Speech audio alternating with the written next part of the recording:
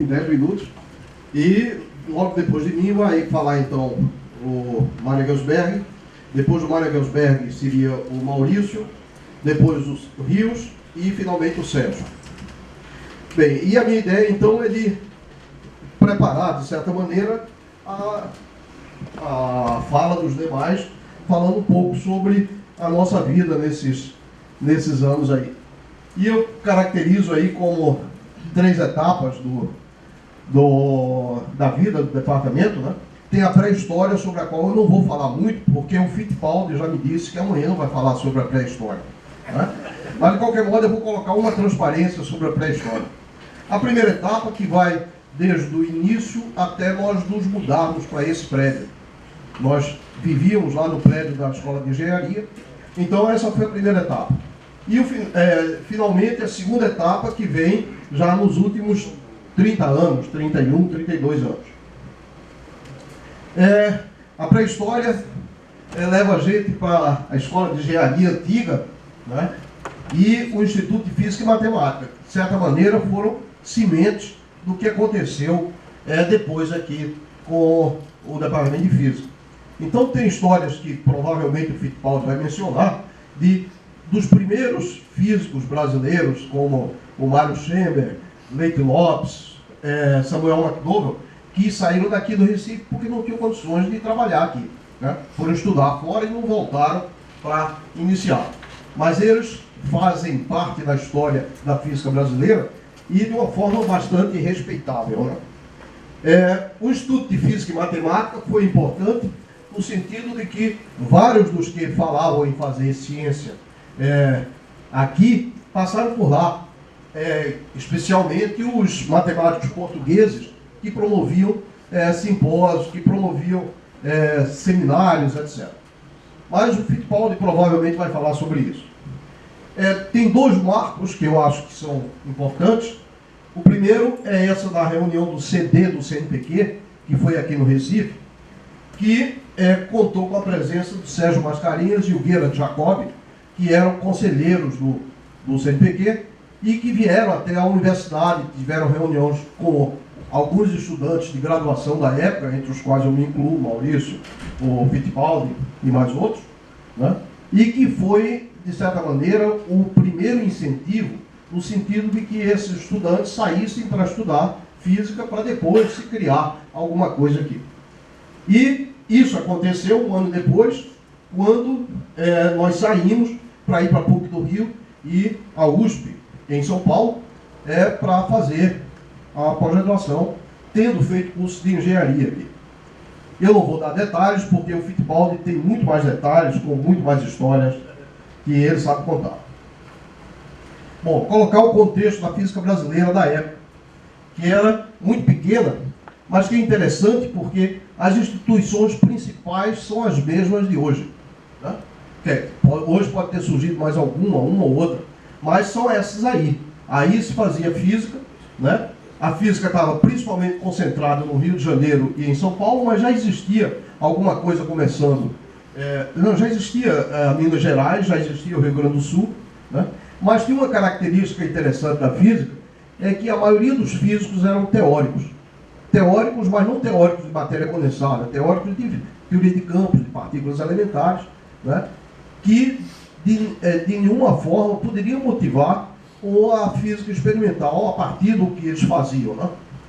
Mas houve uma visão aí em alguns dos físicos da época de estimular o aparecimento da física experimental. Uma delas é do Schoenberg, que na USP estimulou a criação da física experimental lá, né? Bom, e nesse tempo aí, vários estudantes saíram para o exterior e mais ou menos no início da década de 70 eles estavam voltando, né? Vários com formação em física da matéria condensada e, naturalmente, demandando laboratórios, instalação de laboratórios, né? Então, eu acho que isso aí caracteriza, de certa maneira, essa década de 70. Com relação a nós aqui, eu coloquei essa escala de tempo aí, que marca algumas coisas que são importantes. Em 1970, o Sérgio Mascarenhas recebeu lá em São Carlos o Maurício, o Ivon e o Marco Gamero e falou para eles sugeriu para eles a possibilidade de se iniciar um grupo de pesquisa aqui no Recife. E o próprio Sérgio Mascarenhas sentou na frente de uma máquina de datilografia, datilografou uma carta que foi assinada pelos três, e a carta era dirigida para o Sérgio Mascarenhas, pedindo que o Sérgio Mascarenhas levantasse junto ao CNPq a possibilidade de se implantar aqui um grupo de pesquisa. Bom, depois disso aí, isso foi para frente, né? O Sérgio Mascarenhas recebeu a carta, né? E numa reunião do Conselho Deliberativo do CNPq lá no Rio, ele propôs ao Conselho a existência desse grupo. Isso foi feito a partir da preparação de um documento, que foi um projeto que gerou o Departamento de Física, não o Departamento de Física, o grupo de pesquisa, que foi um projeto de 4 páginas, né? Aonde o Sérgio Mascarenhas colocou algumas ideias assim, de que é importante ter como áreas de pesquisa matéria condensada, defeitos insólidos, porque ele trabalhou nisso, ótica moderna, ele chamou essas coisas assim. E, bom, esse documento foi datilografado assim pela manhã, né? Eu era o secretário que estava na máquina datilografando, e o Sérgio Mascarenhas sonhando e dizendo o que eu devia escrever lá naquela coisa. E o Rios também estava, eu, o Rios e o Sérgio Mascarenhas. Bom, então, depois disso aí, veja, isso foi em junho de setembro. Foi datilografado pela manhã, à tarde, o CD do CNPq aprovou o projeto, né? Então era uma coisa completamente excepcional, bem diferente de tudo que o CNPq fazia, que foi um convênio para instalar um grupo de pesquisa. Bom, então, aí começou a segunda fase, que era encontrar as pessoas para liderar isso aí. Nós éramos 4 mestres, quase mestres, na verdade, ainda não tínhamos concluído tese, e tinha que se encontrar pessoas mais experientes. Então, naquela época, a física brasileira era tal que uma pessoa muito experiente foi indicada. Ele tinha 3 anos de doutorado somente. Tá certo? Foi o Sérgio, né? Nós fomos convidar o Sérgio. E aí coube a mim e ao Rios fazer o convite para o Sérgio. Então vejam como é que era a física brasileira, né? Ele tinha chegado em 67, final de 67, e em 70 já se considerou que ele seria um cara muito experiente para vir para cá, né?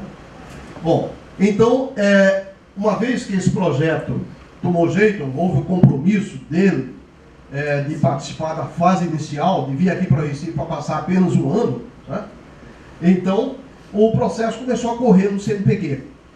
E aí o presidente do CNPq na época, o Antônio Conselho, mandou a proposta cá para a UFPE, né? E aqui na UFPE, o reitor na época, o Masfonilo Nunes, o Moreira Guimarães, né, consultou as pessoas do Instituto de Física que já existia na época. Então, de certa maneira, com medo do que poderia acontecer, eles pegaram esse documento e redigitaram, colocaram, aquele que você me entregou não é o original, eles redatilografaram e colocaram o nome dele, do Romulo Maciel, como responsável pelo projeto e Machadinho como o segundo responsável, né?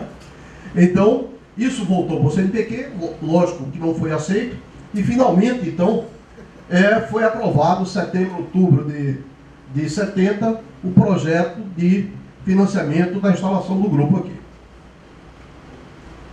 Bom, outros fatos importantes da época, então eu acho que o primeiro fato importante é o fato que saíram as primeiras publicações em 72, né? Em 73, nessa fase de 73 e 77, além de outras pessoas que foram contratadas, que ficaram aqui, que já não estão mais aqui, foram contratados então o Mário e o Rios, né? Em 77 o departamento teve um impulso razoavelmente grande, porque houve um projeto FINEP-BID que deu chance da gente começar a ter mais laboratórios aqui. Em 1980, houve a construção e a finalização desse prédio e nós nos mudamos para cá. E aí, só para lembrar, esses aí eram estudantes da época que estão aqui, aqui entre nós ainda, ou alguns já aposentados. Bom, a segunda fase, então, é essa aí, em que, a partir de 1980, nós tendemos à consolidação da pesquisa, né? Da pós-graduação, nós conseguimos, ultimamente, chegar ao topo e tivemos um problema, né? E houve essa diversificação das áreas de pesquisa, apesar de nós termos mantido apenas esses 3 grandes nomes, de matéria condensada, física computacional e óptica, né? E espero que atualmente isso vá, a partir daqui, nós tendamos a ter uma maior diversificação das áreas. Então isso aí completa os menos de 10 minutos que eu prometi, descrevendo os 40 anos que passaram. E como geralmente nessas reuniões se mostram fotografias para mostrar como é que aquelas pessoas que hoje vocês conhecem eram no passado, eu tenho algumas, né? Então eu queria falar particularmente do caso da ótica. Certamente o Maurício vai falar do caso. Claro, não posso falar do que eu não sei, né? Então eu quero falar particularmente do caso da ótica, né? As preocupações iniciais nossas, ao planejamento de trazer visitantes, etc. Então, no início, éramos eu e o Rio somente, né? E aos poucos foi crescendo o número de pessoas, né? A preocupação nossa foi de crescer, mas estimulando os estudantes da época a saírem para fazer o doutorado fora e voltarem com uma experiência complementar. E na época nós trouxemos vários visitantes aí. Tem 3 visitantes para os quais eu encontrei fotografias que eu quero mostrar e que foram importantes, né?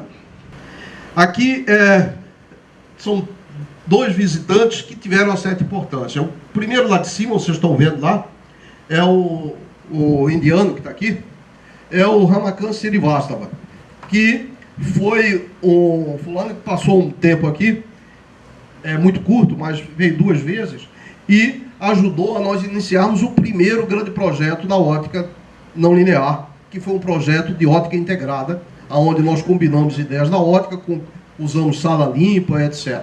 Então foi o primeiro recurso de maior porte que veio para a área de ótica. Aqui vocês podem reconhecer o Jandir, que era o estudante da época, o Joaquim, olha, que já começava a ter aqui uma cabeça assim, meio perdendo cabelos, ó. E estudante, aqui o Helder, que na época estava muito interessado no trabalho de óptica, né? Então está ele aí, né? Esse aqui é o Luiz, né? Luiz Eduardo Araújo, meu filho. A Adela é professora ou pesquisadora na Holanda atualmente, né? O Joaquim está na engenharia elétrica, o Jandir está em Maceió, o Glauco está na Fluminense, ó. Não sei se o Leonardo reconhece o Glauco aqui, ó. Impossível, né? Estava com o cabelo, que é bigode e tal. Então, esses aí são... bom, e embaixo, então, vocês veem o grupo da época, de 95, no almoço lá no Caxangá, né? Esse aqui é o Fernando Oliveira, que foi professor no grupo durante um certo tempo.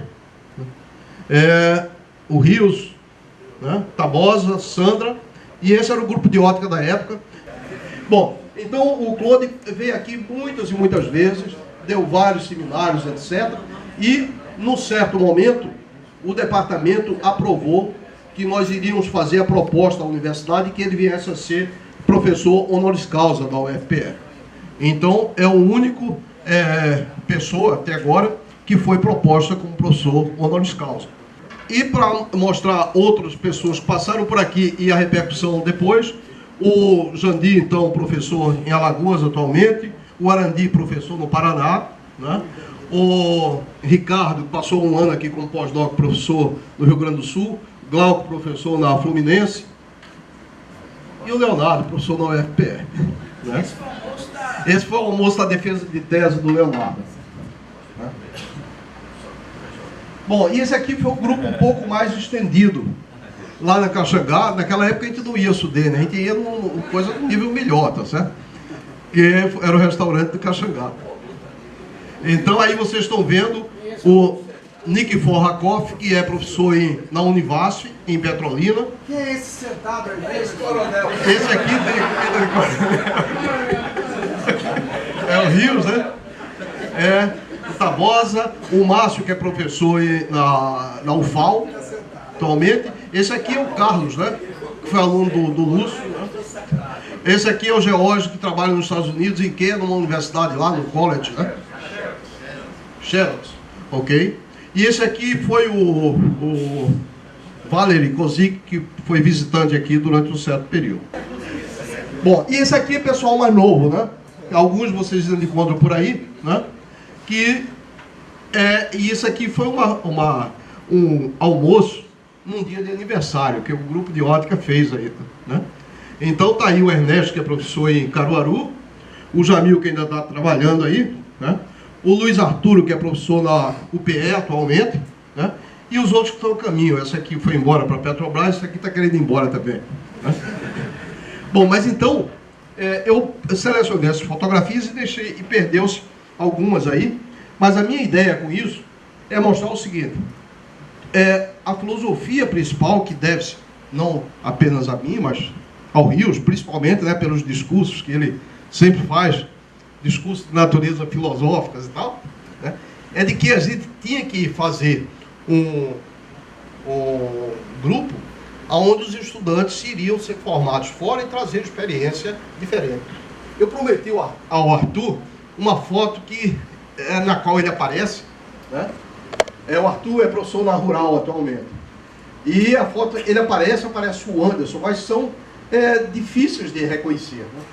É a foto daquela época da visita do Blomberg, que é aquela foto que talvez o Sérgio tenha, porque a gente considerou a relíquia e passei para você. Se na sua exposição tiver ela, então a gente... Não sei se o computador vai mostrar. Pois é. Então eu acho que aí eu resumi os 40 anos em cerca de 10 minutos, eu suponho, né? Deixei, então, o resto da história do magnetismo, o Sérgio certamente vai contar, o Maurício certamente vai contar a história da física teórica, e o Rios, que vai certamente encontrar vários aspectos aqui da minha fala para complementar. Né? Então, obrigado aí pela atenção. Eu quero passar, então, para o Mário, que vai falar sobre as coisas da ressonância magnética, etc., ou mais outras experiências. Obrigado. Ok. Na verdade é que eu não vou falar de ressonância magnética para nada. Eu queria falar um pouco sobre um aspecto da história do departamento. Aliás, estou muito orgulhoso de estar aqui presente nestes 40 anos, rodeado de tantos amigos e colegas, né? Eu queria passar um ponto de vista talvez um pouco diferente do resto, porque minha chegada aqui foi diferente, né? Como vocês, a maioria de vocês sabe. E queria, de alguma maneira, passar para vocês o que passava pela minha cabeça quando cheguei aqui. Bom, em primeiro lugar, a maneira como eu cheguei aqui foi completamente insólita, né? Coisas que aconteciam naquela época que hoje não podem acontecer mais, mas eram muito mais avançadas do que acontece hoje em dia, né? Eu cheguei aqui porque o departamento, que era muito moderno naquela época, decidiu publicar um anúncio na revista Physics Today, né? Dizendo que existia uma vaga para professor na área de física da matéria condensada, etc. e tal.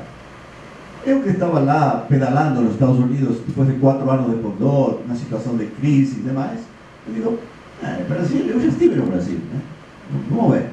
Aí decidi responder a carta e comecei a trocar cartas com o Sérgio. Ainda tenho algumas, não sei se você guarda também, mas aí tenho aquelas cartas tapilografadas naquela máquina antiga, né? Aquela que provavelmente Cid também usou. E então, mas depois que estabelecemos o primeiro contato, eu comecei a ter minhas dúvidas, né? Porque Recife era um lugar, para mim, completamente remoto, exótico, eu não sabia de nada de Recife. Aliás, sabia, minha mãe já tinha estado aqui. Porque os navios que vinham de Europa e traziam os imigrantes, iam para Buenos Aires, eles paravam em primeiro lugar em Pernambuco, não era Recife. Recife, ela não sabia o que era Recife, mas Pernambuco ela sabia. E eu, de criança, já tinha ouvido falar desse assunto de Pernambuco. Então, a única coisa que eu sabia de Pernambuco era que minha mãe me tinha dito que ela desceu do navio durante 2 ou 3 dias, me descreveu mais ou menos o que era, e isso ficou gravado. Mas eu vou perguntar mais. Aí comecei a consultar a meus amigos brasileiros que tinham lá em Pittsburgh, na Pensilvânia, sobre Recife. Né? E bem, os comentários eram completamente opostos. Ou seja, assim, era maravilhoso, as praias, o frevo, água de coco. Por um lado. Por outro lado, tinha outros que diziam, é um horror, pobreza, sujeira. Eu queria fazer uma média, não tinha jeito. Depois, quando cheguei aqui, já percebi o que era isso. O pior é que, o pior comentário, não vou dizer quem foi, mas era uma mulher que era professora, lá, que estava visitando lá, e ela tinha nascido no Recife, né? E ela disse, não, você não vai ficar lá. O Sérgio não vai ficar lá. Sabe quem era? Ok, vamos. Pois é. Aí apareceu então Fittipaldi e Marco Gamero, que estavam fazendo postdoc perto de Pittsburgh, na Filadélfia. E aí foi combinado de que eu iria falar com eles, para tirar dúvidas, etc. Mas não vou descrever aquilo porque isso já requer provavelmente várias horas também, né? Mas, como consequência de tudo aquilo, finalmente decidimos vir para aqui. É uma decisão muito séria, né? Porque eu era com minha esposa, minha mulher, 2 filhos, sacar a filha da escola para colocar uma nova escola. Era uma decisão muito séria. Né? E bom, finalmente fizemos o percurso, vimos para aqui. E já no primeiro ano, do que eu vou falar, já percebi o que era o que estavam dizendo que não era tão certo aqui. Esse ano primeiro, 75, na verdade, foi um ano terrível. O Sérgio se lembra disso. Houve aqui, em 75, a maior enchente do século. Em Recife. Sérgio foi, talvez, a pessoa que mais prejudicada. Né? Por coincidência, o visitante nosso hoje... Peraí, que eu vou falar sobre isso. Não, por isso que eu estou falando sobre isso. Ele vai lembrar. Ele sabe, ele não entende o que você está falando. Do you remember when there was this rumor that the dam broke in 1975? You were here? You remember? I took you with my car. You remember that?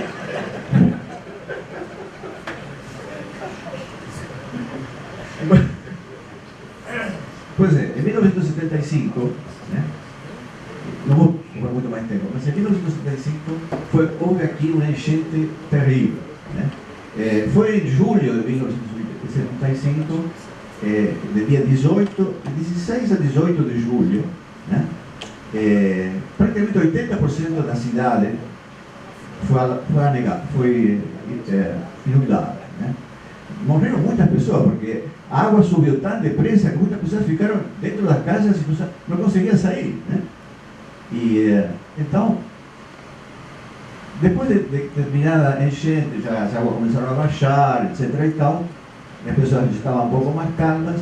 E no dia 21 de julho, nós estávamos no departamento de física, no 4º andar da engenharia, né? Você já estava nos Estados Unidos, parece. Né? No dia 21 de julho, às 10 horas da manhã, apareceu um boato, uma notícia, de que tinha rompido a represa de Tapacurá.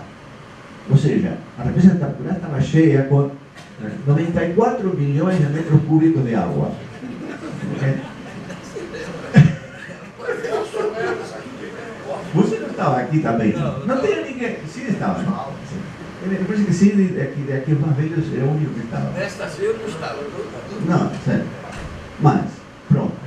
94 milhões de metros cúbicos de água, e nós lá, no departamento de física, no prédio de engenharia, dizendo, pô, o que fazemos agora? Às 10 horas da manhã, fizemos uma reunião. Outra coisa, no departamento de física, em 1974, 1975, tinha muitos estrangeiros, muitos. Era quase pau a pau. Tantos estrangeiros, eram 5 ou 6 estrangeiros, né? E aí fizemos uma reunião, estávamos aí, Dizemos, o que fazemos? Ficamos aqui, quarto andar. Disse, aqui não chega, né? Não, mas aí pode chegar, pô. Aí dizemos ir para a praia, que era o lugar mais seguro, né? Ir para a praia. Okay. Aí pegamos meu Fusca, né? Que é o único Fuscão 72 que Sérgio me comprou. Esse Fuscão tinha buracos no piso, porque o Fusca, a bateria do Fusca ficava no piso, não sei se você sabe, né? E quando o ácido saía, ele corroía o piso, né? Então, você sentado atrás, você via o chão. E aí, ninguém tinha carona, eu peguei o professor Shea, with my Beetle, remember there was a Beetle? E peguei o professor Shea e outros carregamentos preciosos que tinha. Tinha mais alguém aí, porque ia haver uma conferência de espalhamento de luz no dia 26 ou 27. Então tinha vários visitantes naquela época que estavam visitando o departamento porque depois iam para Campinas para a conferência de luz. Então esse é o professor Shea. Mas tinha outro mais que não me lembro quem é. Alemão? Não sei. Sim? Ok, então. Ex-aluno do Blomberg e colega dele. Certo. E foi também o orientador. Paulo Loureiro esteve no laboratório dele com. Ok.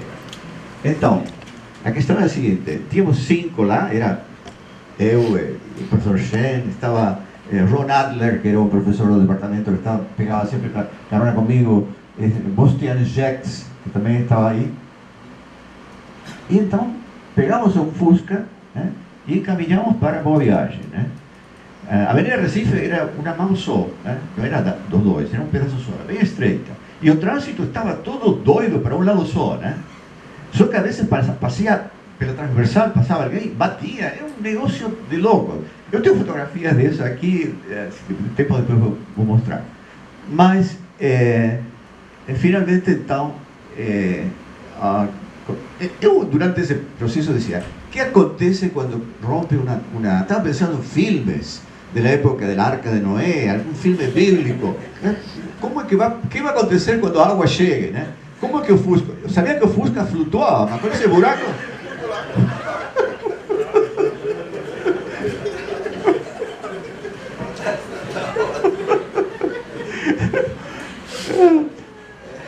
Bom, e finalmente então chegamos a Boa Viagem e essa realmente é uma reminiscência que nunca vou esquecer, é difícil de esquecer porque foi realmente uma coisa única, né?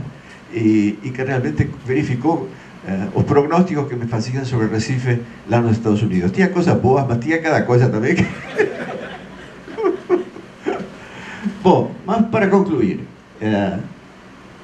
uma coisa que percebi logo, né, das coisas boas, né, era um espírito aqui no departamento que eu achei ótimo, muito bom. Ou seja, havia aqui em Recife uma experiência humana assim única e da qual eu queria fazer parte, né? Por isso que fiquei tantos anos realmente nesse departamento, porque havia um espírito realmente extremamente interessante, né? E a possibilidade de realmente fazer ciência com recursos modestos, coisa que sempre me interessou, né? Então, foi por esse motivo realmente que, apesar de que minha família não se adaptou imediatamente, é que finalmente decidimos ficar aqui durante tanto tempo e não me arrependo em absoluto disso.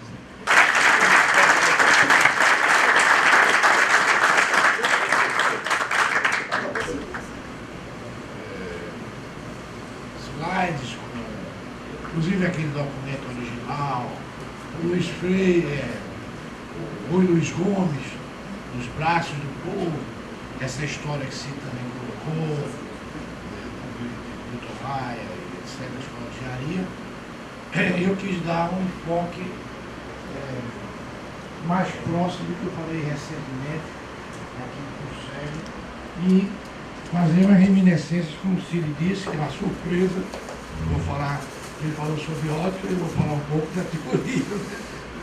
Uma grande surpresa. Mas vou só fazer umas reminiscências, como é, tá bom? Você vai usar transparência? Não, não vou usar transparência, vou fazer só. Eu tinha isso como era uma mesa de reminiscências, eu achei que ia ser uma conversa de 10 minutos e tal. O Cid não nos destruiu completamente sobre isso. Mas vamos lá. Então, complementando o Cid,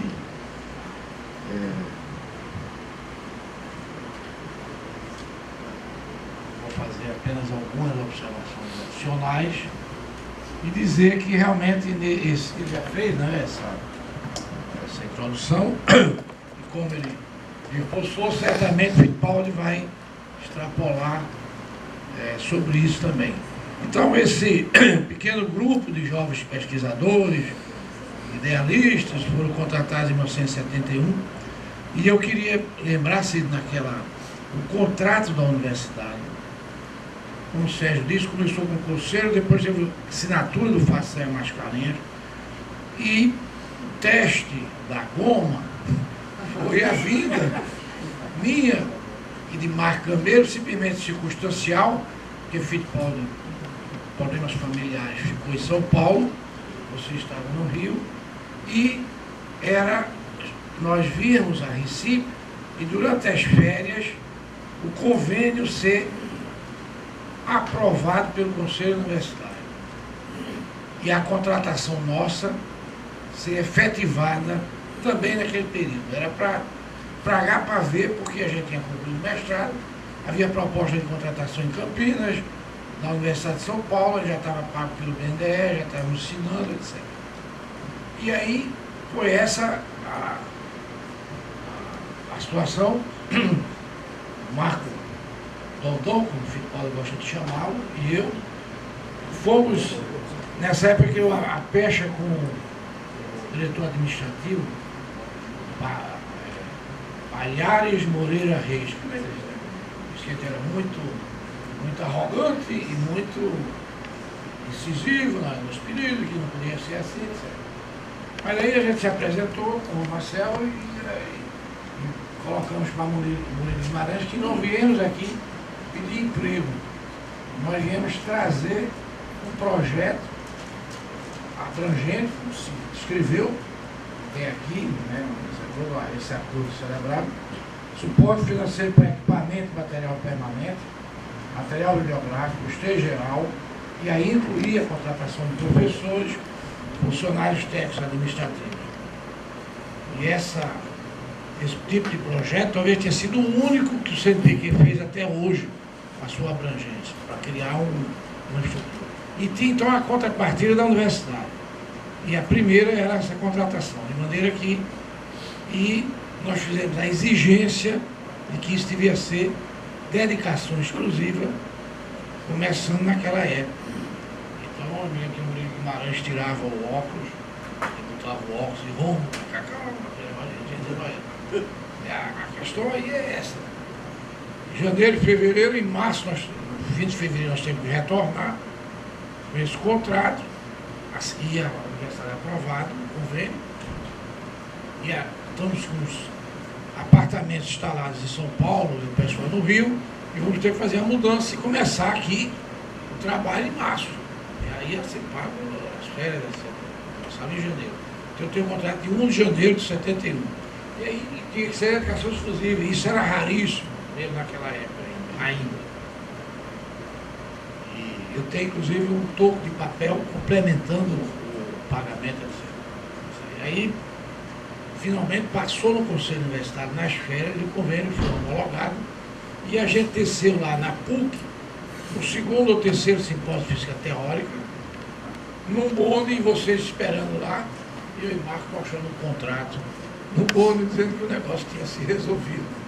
Isso é só um folclore, mas foi aí que a coisa foi preto no branco, e em março a gente já estava reformando aqui, o Marco Fittipaldi já pelo CIMEC, reformando a licenciatura e o bacharelado, que era muito caro, e criando a estrutura do curso de física aqui na UFPE. Aí falaram o esforço do Sérgio Mascarenhas, essa contratação do pessoal experiente, o pai do Sérgio,